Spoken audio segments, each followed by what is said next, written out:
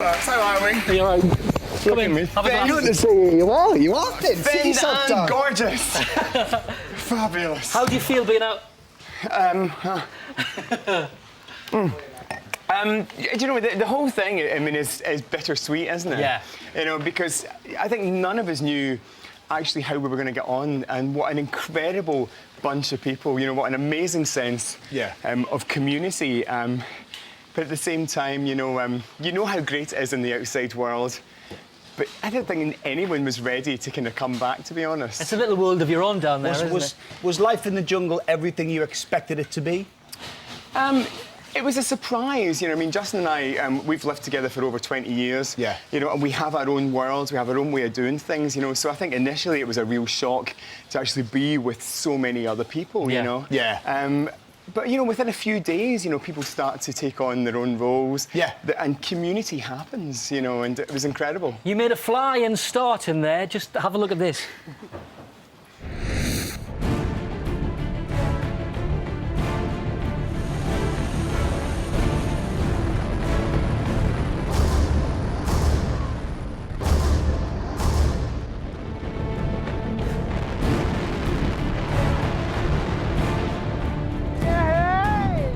What a way to start. It's fantastic.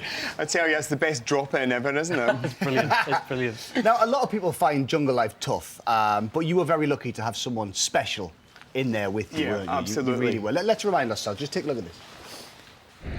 A place where nobody dared to go.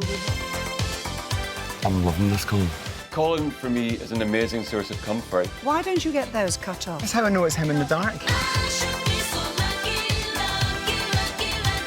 I should be so lucky, And a little bit of Kylie there on the VT. It must have been nice to be able to share it with Justin. Well, absolutely. I mean, we've shared every single other life adventure we've ever had, you know, and this was no different. Yeah. And I think just, again, the whole bittersweet thing, the fact that Justin's not here right now, you know, so that we can actually share in the experience and talk about what has happened is really quite sad, actually. How's he going to cope without you down there? You know what? He's crying like a baby at the moment. But he's you know what? He's really strong. He's absolutely strong. You know, he's always been my hero, and he'll be fine. He'll be absolutely fine. Now, life started off pretty harmoniously until the arrival of one very big character. And also there was somebody else in there who kind of stirred things up a bit. Have a look at this.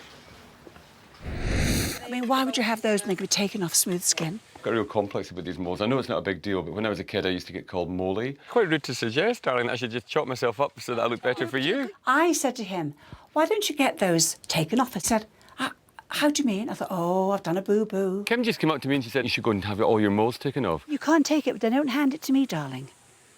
Don't we turn after a few days in the jungle? Oh, no, Kim. Don't turn. I don't.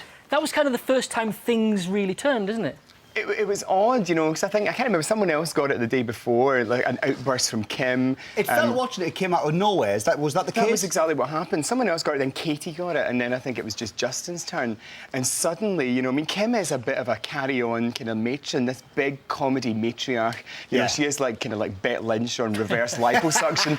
And suddenly she just goes for it, and it all comes out like she's had the truth serum, you know. So she just walked up to Justin. I would have those removed, darling, you know. And he was like, what? Oh, Colin, it was see great. Who she goes for next. She's crazy. It was great watching you, and well done down there. It was really brilliant. Thank you very much. It was fantastic, thank you.